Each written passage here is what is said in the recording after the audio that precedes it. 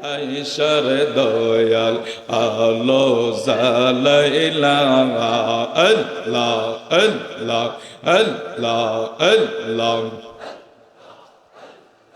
পানোয়া বাবা আল্লাহ রলি বেলায়েতের হো গো বেকারে হরে প্রেম বন মারিয়া মুর্শিদ প্রেম বন মারিয়া মুর্শিদ কোথায় লোকাইলা আল্লাহ আল্লাহ আল্লাহ আল্লাহ অন্ধকারে আয়েশা দয়াল আলো জালাইলা আল্লাহ আল্লাহ কুমিল্লাতে আয়েশা ফানুয়া কি মায়া লাগাইলা হায় রে কুমিল্লাতে আয়েশা ফানুয়া কি মায়া লাগাইলা অন্ধকারে আয়েশার দয়াল আলো জালাইলা আল্লাহ আল্লাহ আল্লাহ আল্লাহ আবু আহমদ শাহ আল্লাহ রলি বেলায়েতের হো গো বেকারে আল্লাহ শামসু জামাল আল্লাহ রলি বেলায়েতের হো গো বেকারে হরে প্রেম বালমা রিয়া মুর্শিদ প্রেম বালমা রিয়া মুর্শিদ কোথায় লোকাইলা অন্ধকারে আয়েশা দয়াল আলো জালাইলা আল্লাহ আল্লাহ আল্লাহ আল্লাহ সাফা ফরে কদম রাইকা কি মায়া লাগাইলা হায় রে কুমিল্লাতে চইলা বাজান কি প্রেম শিখাইলা হায় রে অন্ধকারে আয়েশার দয়াল আলো জালাইলা আল্লাহ আল্লাহ আল্লাহ আল্লাহ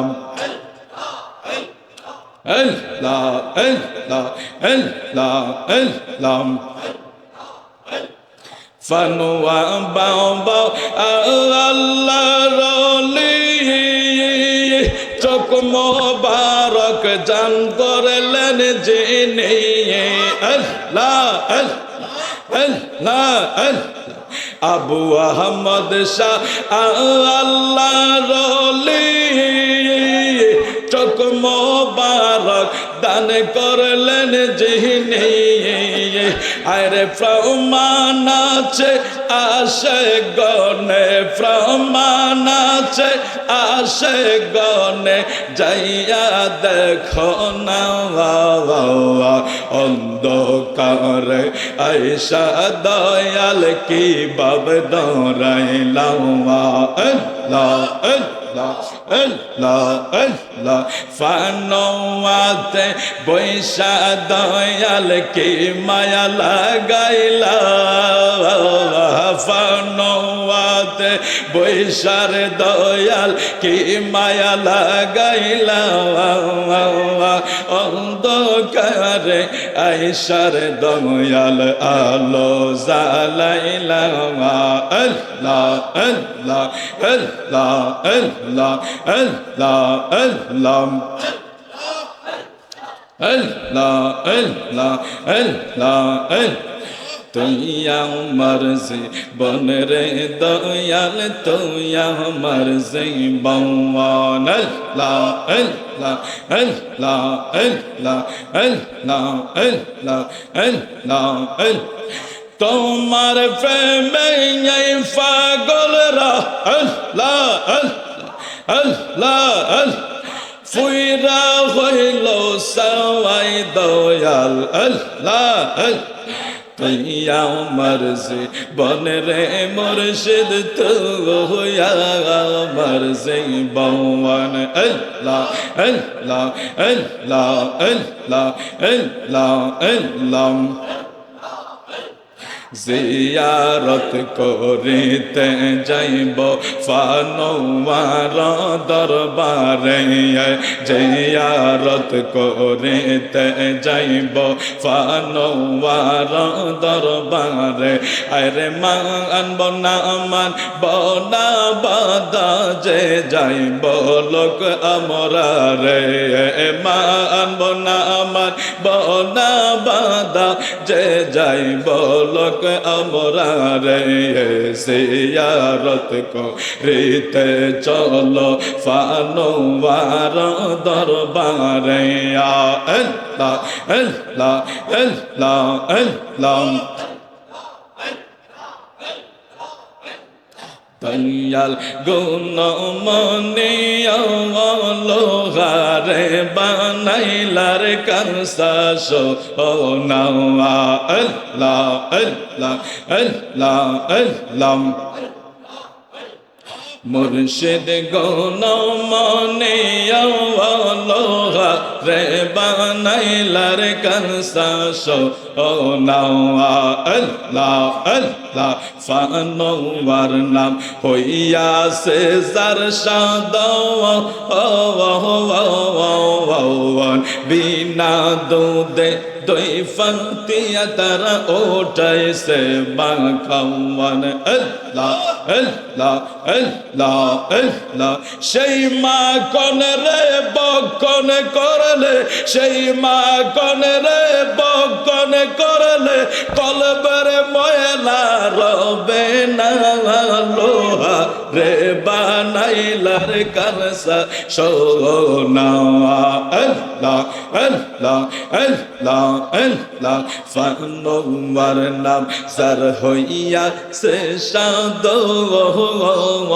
আল্লাহ আল্লাহ বিনা দুধে দই ফাতিয়া তারা ওঠাইছে মাখাওয়ান আল্লাহ আল্লাহ আল্লাহ আল্লাহ সেই মা কোন রে বকন করলে সেই মা কোন রে বকন করলে কলবার ময়লা রইবে না লোহারে বানাইলার কারসা সোনা আল্লাহ আল্লাহ আল্লাহ আল্লাহ আল্লাহ আল্লাহ আল্লাহ আল্লাহ আল্লাহ আল্লাহ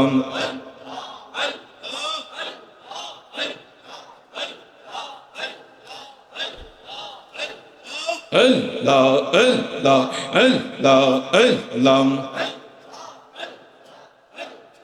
La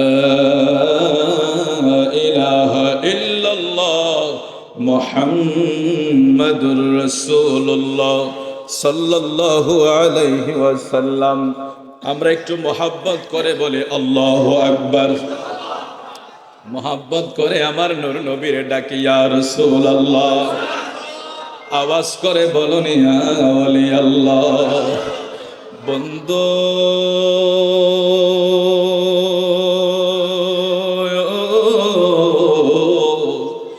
আজকে যেই মঞ্চে আমরা বসি এটা হলো হিন্দিল ওয়ালি গরিবে নওয়াজ এবং ফানুয়াফুরির নামের আজকের এই মাহফিল, অর্থাৎ এটা আধ্যাত্মিক জগতের মঞ্চ। জোরে জোরে বলি আল্লাহু আকবার। মসজিদের ইমাম সাহেবের কাছে গেলে ওযুর নিয়ম শিখাবে, মুফতি সাহেবের কাছে গেলে আপনার তালাকের মাসালার ফতোয়া দিবেন, ইমাম সাহেবের কাছে গেলে নামাজের নিয়ম শিখাবে, ইমাম সাহেবের কাছে আপনি গেলে আপনার হাতের ময়লা, মুখের ময়লা, চোখের ময়লা, পায়ের ময়লা দূর করার জন্য সবক দিবে, তালিম দিবে। আজকে আমরা এমন একটা মন সাজাইয়া বসে গেলাম, ওই ওলি আল্লাহদের দরবারে যখন আমরা যাই, আল্লাহর ওলিরা আমাদেরকে যেই সবক দেয়, এই সবক যদি আমরা পালন করতে পারতাম, আল্লাহর ওলিদের সবক হইল কলব জিন্দা করা। আমি ইমাম সাহেবের সবক হইল হাতের ময়লা দূর করা, মুখের ময়লা দূর করা, পায়ের ময়লা দূর করা, অর্থাৎ চামড়ার উপরে যা আছে, ঠিক কিনা বলেন? আমি ইমাম সাহেবের কাজ হইল চামড়ার উপরের ময়লাকে দূর করে দেওয়া। আমি ইমাম সাহেবের কাজ হইল শরীরের চামড়ার উপরের ময়লা দূর করে দেওয়া। আর ফানুয়াপুরে আবু আহমদ শাহ হুজুর, ফকির সৈয়দ শামসুজ্জামান হুজুর, সামদানি হুজুর সহ আল্লাহর ওলিরা যে যেই দরবারে বসে আছে, হিন্দেল ওয়ালি গরিবে নওয়াজ সহ ওলিয়া উলিয়াদের দরবারে যখন পাগলরা যাবে, চামড়ার নিচে যে ময়লা আছে, কলবে যে ময়লা আছে, ওই ময়লা তারা পরিষ্কার করে দিবে, কিনা বলেন? এটার একটা ডিফারেন্স আছে। সবক একটা হলো শরীয়তের আর একটা হলো তরিকতের। শরীয়তের সবক তো ঠিক আছে, টুপি শরীয়ত, পাঞ্জাবি শরীয়ত, পাগড়ি শরীয়ত, নামাজ শরীয়ত, সব কিছু এগুলি চামড়ার উপরের বিষয়, এগুলি মসজিদে গেলে পাওয়া যাবে। আর ভিতরের যেটা মূল ফাউন্ডেশন, আল্লাহ সবচেয়ে বেশি গুরুত্ব দিয়েছেন কলবের, আল্লাহ সবচেয়ে বেশি বর্ণনা করেছেন কলবের। আল্লাহ বলে দিয়েছেন তোমরা বেশি বেশি জিকির করো, আলা বিজিকিরিল্লাহি তাতমাইন্নুল কুলুব। এই কলব শব্দ কোরআন শরীফের বহু জায়গায় আসছে। আল্লাহ কলবকে কেন গুরুত্ব দিলেন জানার দরকার আছে। এটা আমাদের ব্রেন, শরীরের কিছু অঙ্গ প্রত্যঙ্গ জায়গায় আছে, মূল মূল কিছু জায়গায় আছে, ব্রেন আছে, কলব আছে, সের খফি আকফা, এগুলি আমরা তরিকতের ভাষায় শিখে থাকি। সব কিছুর মূল হইল আমাদের কল। আল্লাহ বলে দিলেন আলা বিজিকিরিল্লাহি তাতমাইন্নুল কুলুব। বান্দা যখন আমি আল্লাহর জিকির করবা, তোমার এই কলবের ময়লা পরিষ্কার হইয়া যাবে। এই জন্য ওলি আল্লাহর দরবারে গেলে আগে জিকিরের তালিম দেওয়া হয়। এরে চকবাজার কর্মকার দোকানে যদি জংকারওয়ালা লোহা লয়া যাও, সেটা তোমারে ফিটাইতে ফিটাইতে পরিষ্কার বানায়া দিব। আর ময়লাওয়ালা কলম লইয়া যদি ফানুয়াতে যাও, এমন সবক তোমারে দিয়া দিব। জিকির করতে করতে কলবের ময়লা যখন পরিষ্কার হয়ে যাবে, জিকির করতে করতে কলবের ময়লা যখন পরিষ্কার হয়ে যাবে, এই সাফাপুরের খানকায় বৈশা চোখ বন্ধ করলে মদিনা মুনাওয়ারা দেখা যাবে। ওযুতে চামড়ার ময়লা পরিষ্কার, আর আল্লাহর ওলিদের সবকে কলব পরিষ্কার। সিরিয়ালে যাইতে হবে আমাদের, সবকগুলি মানতে হবে আমাদের। আমরা তো জিকির করি, করতেছি হুজুর, আমার চেনা জানা আমার অনেক ভাই বাবার আছে, কারণ ফানুয়ার সাথে জীবনের একটা বেশ সময় অলরেডি কেটে গেছে, যুগ ফের হয়ে গেছে, 2 যুগ চলতেছে। তরিকতের লোকদের সাথে জিকিরের হাল, জিকিরের হালত আমি দেখেছি অনেক, আমি অনেক দেখেছি, অনেক অনুষ্ঠানে অংশগ্রহণ করেছি, জিকিরের হালত দেখেছি। এগুলি হলো এমন এক সবক, যেই সবক আপনার কলবকে পরিষ্কার করবে। আর কলবের ময়লা পরিষ্কার যখন হয়ে যাবে, আপনার চোখ বন্ধ করলে মদিনা মুনাওয়ারা দেখতে পাবেন। যেইভাবে হিন্দেল ওয়ালি গরিবে নওয়াজের কথায় চলে আসি, সময় কম। খাজা গরিবে নওয়াজ মাত্র 15 বছর বয়সে বাবাকে হারিয়ে ফেললেন। ওনার বাবা ছিলেন খাজা গিয়াসউদ্দিন, ওনার বাবা ছিলেন গিয়াসউদ্দিন এবং অনেক বড় আধ্যাত্মিক ওলি। বাবার ঘরে খাজা গরিবে নওয়াজ, গরিবে নওয়াজের মাত্র 15 বছর বয়স যখন হয়, উনি ওনার বাবাকে হারিয়ে বড় নিঃস্ব হয়ে গেলেন, একা হয়ে গেলেন। একা হয়ে তৎকালীন সময় বাগদাদের জমিনে, ইরাকের জমিনে একটা বিশাল যুদ্ধ হয়েছিল। মুসলমানেরা বড় ক্ষতিগ্রস্ত হয়ে গেল।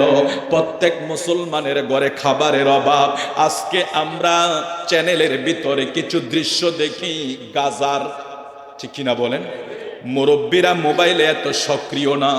আপনার ছেলের মোবাইলে হয়তো দেখেন, মাঝে মাঝে টিভির ভিতরে দেখেন ঠান্ডা থেকে বাঁচার জন্য চাদর গায়ে দিছি, ভিতরে কাপড় আছে, কোটি আছে, কত কিছু আমরা গায়ে দিলাম, আবার আমাদের বাসায় যাই আমরা পৌঁছে যাব শুধু ঠান্ডা থেকে বাঁচার জন্য।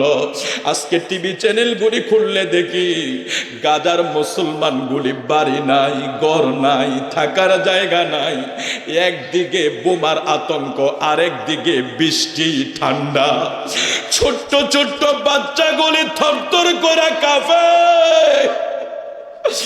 মুসলমানের ছেলেগুলি কত বিপদে পড়ে রয়েছে গাজায়। হায় রে, টিভি চ্যানেলগুলি আমরা দেখলে চোখের পানি রাখতে পারি না, আমাদের সাধ্য নাই কোনো কিছু করার। আমার নবী বলেছেন, উম্মত, যদি তোমার কোনো উম্মত, তোমার কোনো মুমিন ভাই বিপদে পড়ে, তার সুখে তুমি সুখী হইও, তার দুঃখে তুমি দুঃখী হইও, এটা হলো ঈমানদারের কাজ। আঙ্গুলের মাথা এটা, এখানে যদি ব্যথা পাই পুরা শরীরে ব্যথা লাগবে, লাগবে কি লাগবে না? একটা মাথায় ব্যথা পাইলে যেইভাবে পুরা শরীরে ব্যথা অনুভব হবে, নূর নবী কয় গোটা উম্মত, গোটা মুসলমান, গোটা মুমিন জাতি হইল একটা বডির মতো। একটা মুসলমান যদি কোনো জায়গায় বিপদে পড়ে, গোটা উম্মত সেটা নিয়ে দুঃখ প্রকাশ করার দরকার। আজকে আমরা শীতের জন্য বাঁচার জন্য কত নিরাপদ জায়গায় চলে যাই, আর গাজার মুসলমানগুলি না আছে তাদের খাবারের ব্যবস্থা নাই, জাগার ব্যবস্থা নাই, থাকার ব্যবস্থা নাই, তার ভিতরে আবার বৃষ্টি, তার ভিতরে আবার প্রচন্ড তুষারপাতার শীত, ছোট্ট ছোট্ট বাচ্চাগুলি থরথর করে কাঁপে। মায়েরা কিছুই করার নাই, বাবারা কিছুই করার নাই।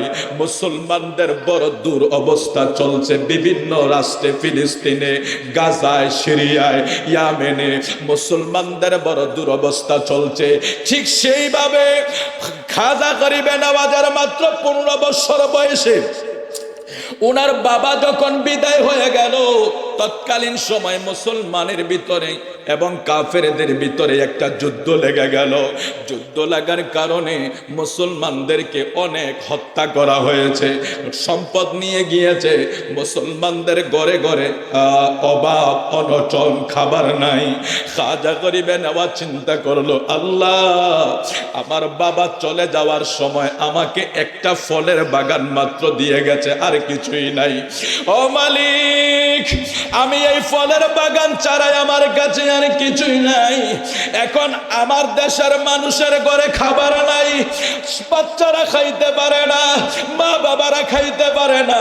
আমি গরিবে নওয়াজের, আমি মাইনুদ্দিনের এই বাগান দিয়া কি হবে?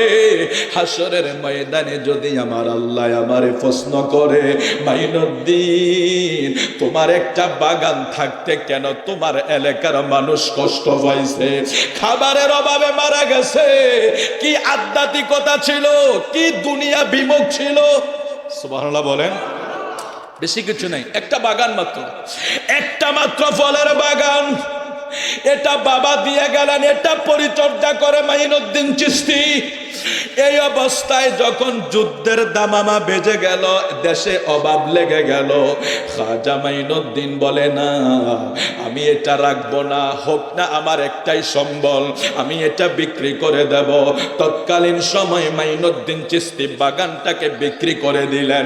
যেই সম্পদগুলি তিনি পাইলেন, এগুলি উনি নিয়া কাপড়ে কইরা নিয়া মানুষের বাড়িতে বাড়িতে দিয়া উনি সবগুলি মানুষকে বিলাইয়া দিয়েছেন। জীবনের সর্বশেষ সম্বলটা এটাই বাবা আধ্যাত্মিক, এটাই হলো ও তরিকতের জগতের কাজ, যেখানে লোভ লালসা কাজ করবে না, শুধু আখিরাতমুখী হবে। খাজা মাইনুদ্দিন চিশতি সঞ্জেরি বাগানের ভিতরে কাজ করে। ইব্রাহিম কুন্দুজি একজন মাজুব ওলি আল্লাহ, তিনি আসতেছেন, হঠাৎ করে গরিবে নওয়াজ বাগান থেকে বের হয়ে গেলেন। বের হয়ে দেখলেন একজন মাজুব ওলি দেখা যায়। ওনাকে সালাম করলেন, সম্মান করলেন, বাগানের ভিতরে নিয়ে গেলেন। বাগানের ভিতরে নিয়ে এক ঠন্ডা আঙ্গুর দিলেন, উনি খাইলেন। মাজুব আল্লাহর ওলি ওনার বগলের নিচ থেকে কি যেন একটা খাবারের বস্তু পান করলেন। খাবার ওনাকে খাওয়াইয়া দিলেন। খাজা গরিবে নওয়াজ এই খাবার খাওয়ার পরে ওনার দিলের ভিতরে এমন পরিবর্তন চলে আসে, উনি বলে আমার আর দুনিয়াদারি ভালো লাগে না, আমি এই দেশে থাকবো না, আমি সাধনার জন্য আমার রাস্তা মাপতে হবে। সুবহানাল্লাহ বলেন। কিভাবে ওলি আল্লাহদের নজর পরিবর্তন করে দেয়, আল্লাহু আকবার বলবেন না? আমরা সুযোগ হারিয়ে ফেলতেছি না। আমরা আমাদের যারা শায়েখ ছিলেন, পীর ছিলেন, উস্তাদ ছিলেন, আমরা তাদের কাছ থেকে হাসিল করতে পারি না একটা মাত্র কারণ আমাদের পরিবর্তন আসে না, বা আমরা সেভাবে তাদের কাছে প্রেজেন্ট হতে পারি না। আমি দেখছি অনেক আবু আহমদ শাহ হুজুর কেবলা কাছে তো আগে প্রায় যাওয়া হইতো। যে কোনো একটা লোক নাম বলে আপনারা চিনে ফেলবেন, হুজুরের কাছে গেল। এখন যে খানকা যেখানে মাজার আছে হুজুর এখানে বসে থাকতেন, তো ওখানে গেল। ওখানে যাওয়ার পরে ওই লোকটা, হুজুর তো সবসময় এভাবেই বসতেন, যে বয়োজ্যেষ্ঠ মানুষ ছিলেন, এই খুব নমনীয় ভাবে ঠ্যাঙ্গুলি এভাবে মেলে বসে থাকতেন। তো যিনি ওনার সাথে দেখা করতে গেছেন, হুজুর যেভাবে বসে উনিও সেভাবে হাঁটুগুলি প্রায় ওনার কাছাকাছি গিয়ে এভাবে বসবেন। ওলি আল্লাহদের দরবারে এটা কি আদব? একটু খেয়াল করেন জিনিসটা, আমার নিজের চোখে দেখা। তো আবু আহমদ শাহ হুজুর যে কত বড় আল্লাহর ওলি, ওনার ইন্তেকালের পরে তো কিছুটা আমরা দেখতে পাইছি। আল্লাহু আকবার। তো ওনার কাছে যখন গেলেন, ওই লোকটার এই পরিস্থিতিটা আমি একটু হতভম্ব হইলাম। উনি যেহেতু অনেক বড় বয়সে, সিনিয়র, সবকিছু আমার বলার ক্ষমতা নাই এখানে, কিন্তু আমি একটা জিনিস লক্ষ্য করলাম, আল্লাহর ওলির দরবারে এই বেয়াদফিটার কারণে না জানি ওনার কোনো মুসিবত হয়ে যায়।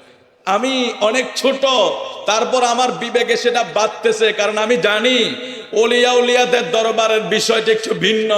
এখানে বেয়াদফি করলে ছাড় পাওয়া যায় না। আদফে আউলিয়া হয়, বেয়াদফে দেউলিয়া হয়ে যায়। আমাদের ওস্তাদগুলি আমাদেরকে শিক্ষা দিয়েছে, আদফে আউলিয়া হয়ে যায়, বেয়াদফে দেউলিয়া। আমি নিজের চোখে দেখেছি ওই লোক রাস্তার ভিতরে এমন একটা হুচুট খেয়েছে যেটা খাওয়ার কথা নয়, আর ভেঙ্গে চুরে কিছু বলছি না, এমন এক হুচুট খেয়েছে যেটা খাওয়ার কথা ছিল না। আমি তখন চিন্তা করলাম, আরে ঘটনাটা কি এখান থেকে এখানে একটু কি কালেকশনটা হয়ে গেল নাকি? আমি তো ওখানে বসে চিন্তা করছিলাম, উনি ওলি আল্লাহর দরবার এখানে বসলো, এইভাবে বসলো কেন? হুজুর তো বসে আছে, আর আমরা যারা মুরিদ আছি, গোলাম আছি, নাচিস নালায়েক, আমরা মনিবের কাছে যখন বসবো অবশ্যই নমনীয়তার দরকার আছে না নেই? আমরা নমনীয়তার সাথে বসি। তো উনি যখন একটু বসলেন, ঠ্যাঙ্গুনি লাড়াচাড়া করলেন, আমি ওখানেই ভয় পেয়েছি। আমি দেখলাম যেটা বাস্তব হয়ে গিয়েছে, ঠিক আধা ঘন্টা 1 ঘন্টা পর এটা বাস্তব হয়ে গিয়েছে। তাহলে ওলি আল্লাহর দরবার আদবের দরবার। আর ওখানে যখন এই ম্যাগনেট, যেটা এই চুম্বকের কাজ হইল আকর্ষণ করা, ঠিক কিনা বলেন? তো চুম্বক, আপনি যখন ফেরাগ, এটা লোহা, কিছুক্ষণ ঘষবেন এটার সাথে আপনার আকর্ষণ ফেরাগের সাথে হয়ে যাবে। তো ওলি আল্লাহর দরবারে আদবের সাথে থাকতে পারলে আপনার আকর্ষণ ওলি আল্লাহর নেক নজর কাজ করবে। সেই ওলি আল্লাহদের দরবারে যারা যায় এবং তাদের সুনজর নেক নজর লাভ করতে পারে, এরা পরকালে দামি হয়ে যায়। সরি বলে আল্লাহু আকবার। একটু দরুদ শরীফ পড়ে আল্লাহুম্মা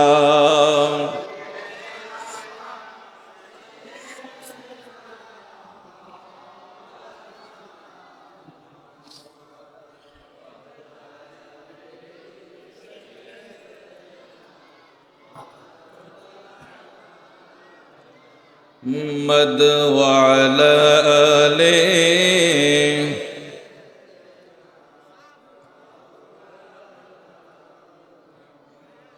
اللهم صل على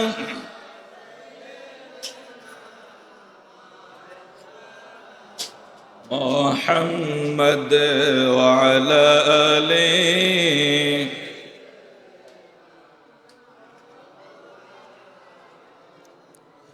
ইব্রাহিম কুন্দুজি রহমাতুল্লাহ আলাইহি, উনি অনেক বড় মাজ্জুব আলিম। বাগানের ভিতরে গিয়া গরিবে নওয়াজ ওনার একটু সেবা করলেন, কিছু আঙ্গুর খাওয়াইলেন, আর উনি এমন এক গোপন জিনিস বের করে ওনার মুখে চিবাইয়া দিয়া দিলেন।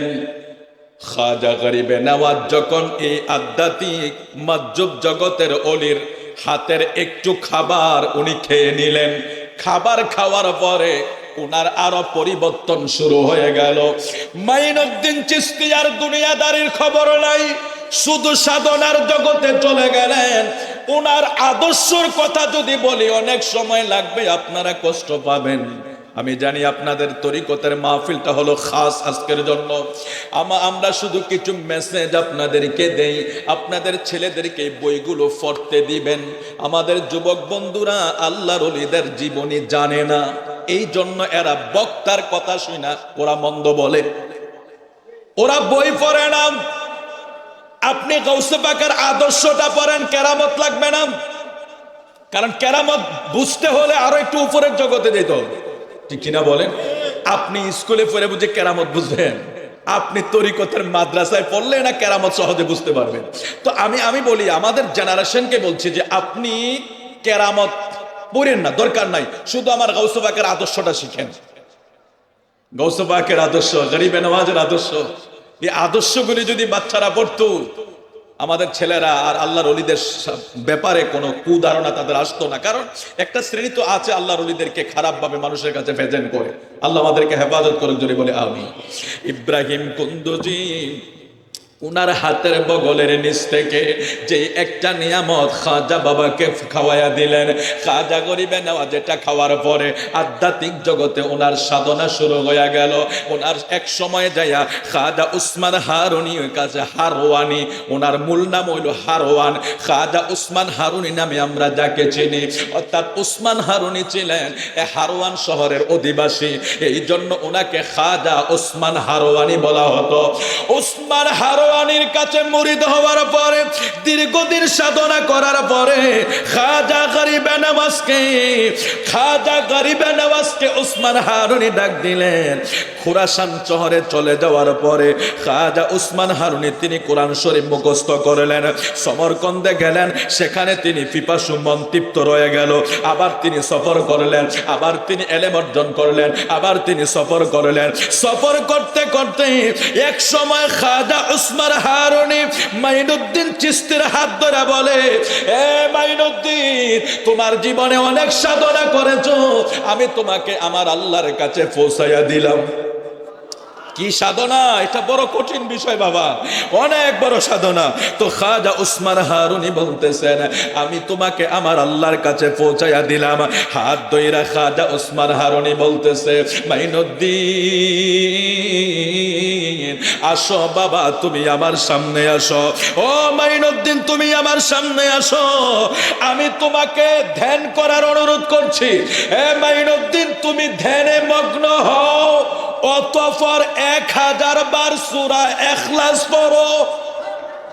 ফির মুরিদকে বলতেছেন, একটু জোরে বলি আল্লাহু আকবার।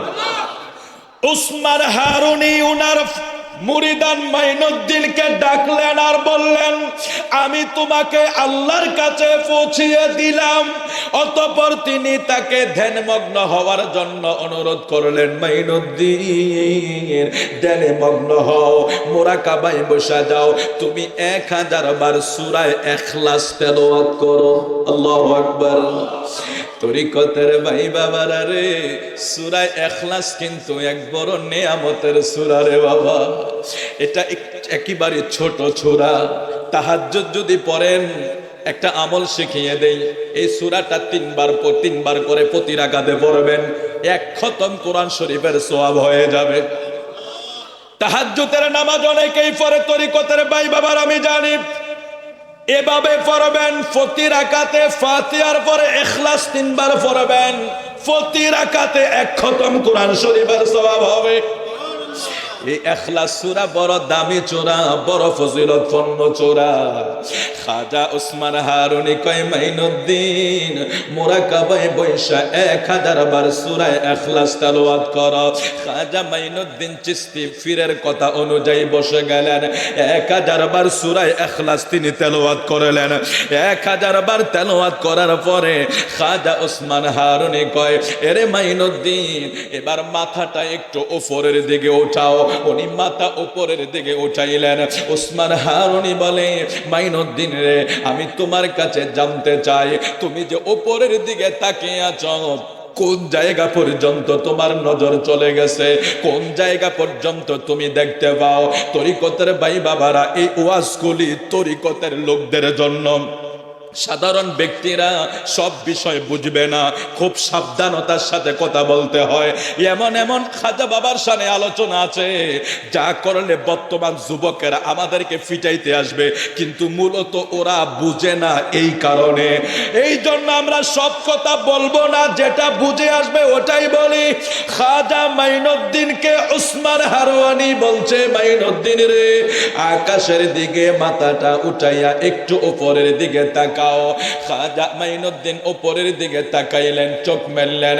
ওসমান হারুনি কয়, মাইনুদ্দিন উপরের দিকে তুমি কোনো কিছু দেখতে পাও কিনা? খাজা মাইনুদ্দিন বলে, হুজুর আমার নজর তো আরশ মুআল্লায় চলে গেছে। এ তরিকতের ভাই বাবারা, কেন আল্লাহ কলবের গুরুত্ব দিছে? ওলি আল্লাহর দরবারে যদি সময়ের মতো সময় দেওয়া যায়, আল্লাহর ওলিদের চরণে যদি থাকার মতো থাকা যায়, আপনার কলবের ময়লাও যদি দূর হইয়া যায়, আপনার পীরের নজর যদি আপনার প্রতি সোহব্বতের নজর হইয়া যায়, আপনার চক্ষু বন্ধ করলে এখানে বৈশা মদিনা দেখা যাবে। এরকম বহু ওলি আল্লাহ আছে, এরকম অনেক ওলি আল্লাহ আছে যা যে আমরা যাদের যেই পীরদের মরে তাদের এরকম অনেক কেরামত আছে, এবং যুগ যুগ ধরে অনেক আউলিয়া কেরামের কেরামত আমরা দেখতে পেয়েছি, আমরা কিতাবের ভিতরে পড়েছি। তো খাজা মাইনুদ্দিন চিশতি সানজিরে আজমিরি যখন 1000 বার সূরা তেলাওয়াত করলেন, তিনি বললেন আমি আরশ মুআল্লা দেখতে পাই। এবার তিনি আবার বললেন, এ মাইনুদ্দিন তুমি আরো 1000 বার সূরা ইখলাস তেলাওয়াত করো। তিনি পুনরায় তার তেলাওয়াত করলেন। ওসমান হারুনি বললেন, তোমার মস্তক উপরের দিকে উঠাও। তিনি মাথা উপরের দিকে উঠাইলেন। তিনি ওসমান হারুনি বলছেন, রে মাইনুদ্দিন তুমি কি দেখতে পাও? তিনি বললেন, আমি আল্লাহর বিশালত্বের স্তর দেখতে পাচ্ছি, অর্থাৎ আল্লাহর সৃষ্টির গোপন ভান্ডার আমি দেখতে পাই। সুবহানাল্লাহ।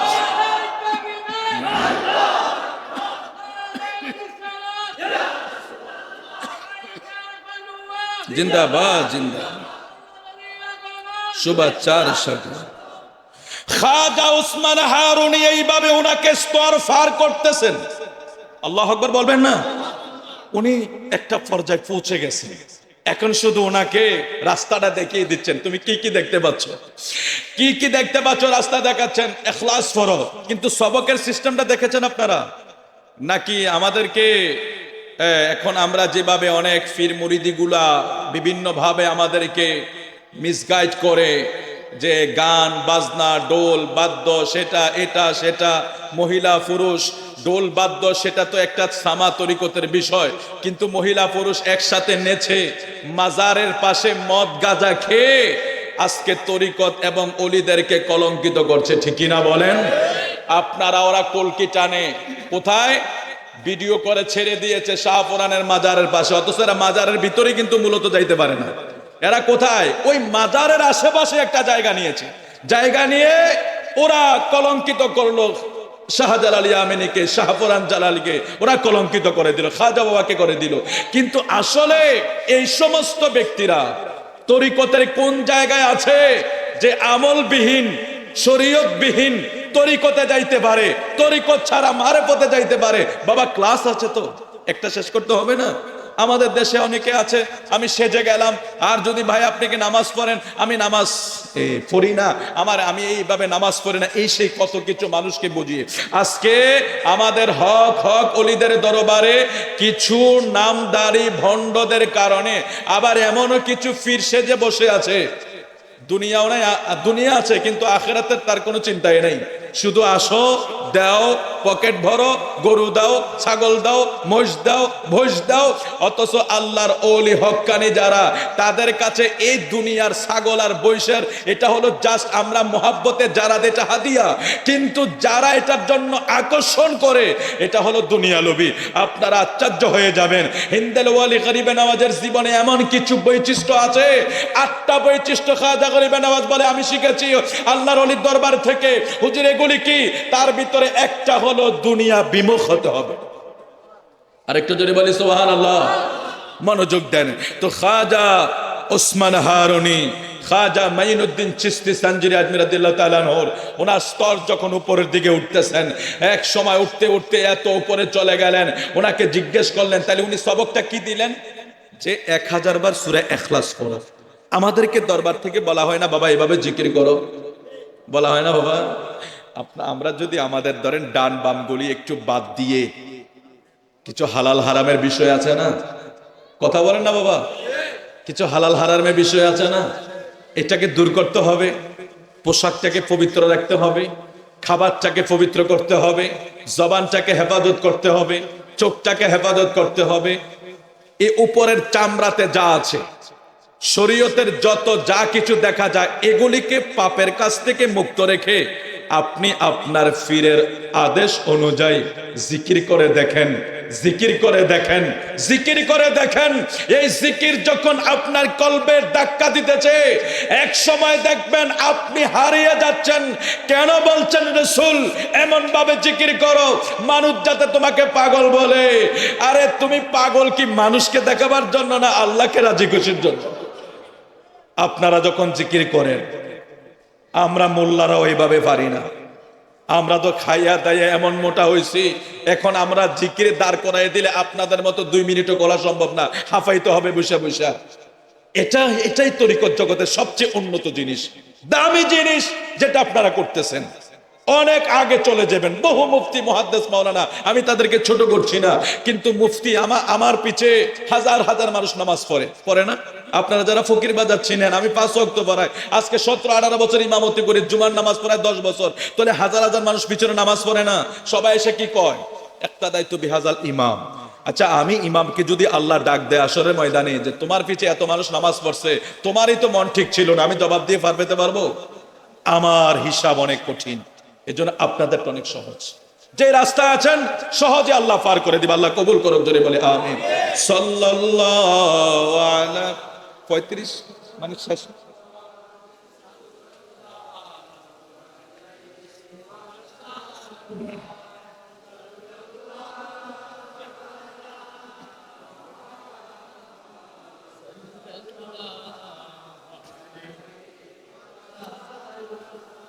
তো খাজা গরিবে নওয়াজকে ওসমান হারুনি সবক দিয়েছেন ইখলাস পড়ো 1000 বার।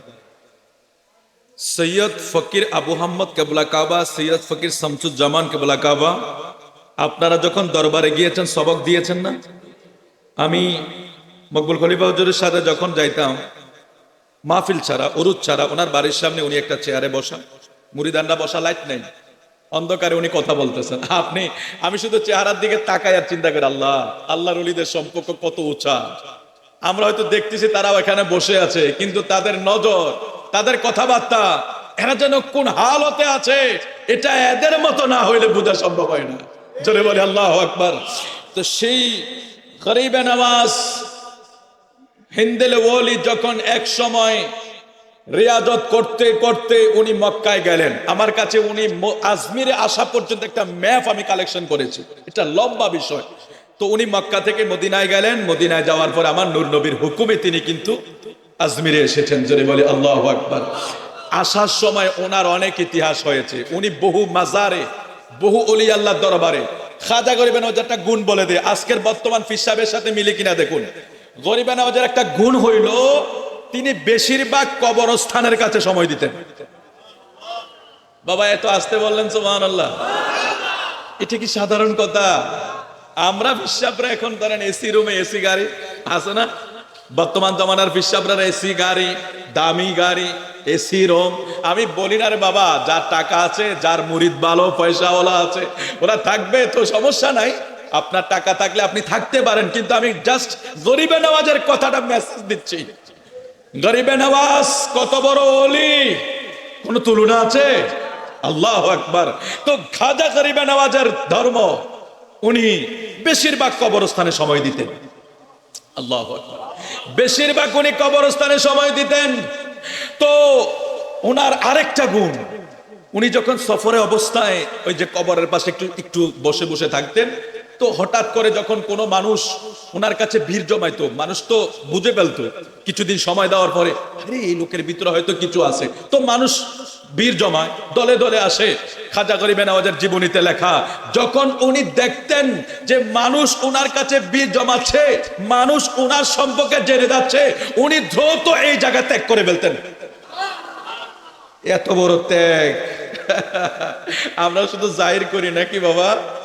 আমরা শুধু এই আমার নামে এটা বলো, আমি এই আমি সেই, হামসে বলা, কোন একটা কথা তো রাগ করবেন না আপনারা, মিলাইয়া দেখেন।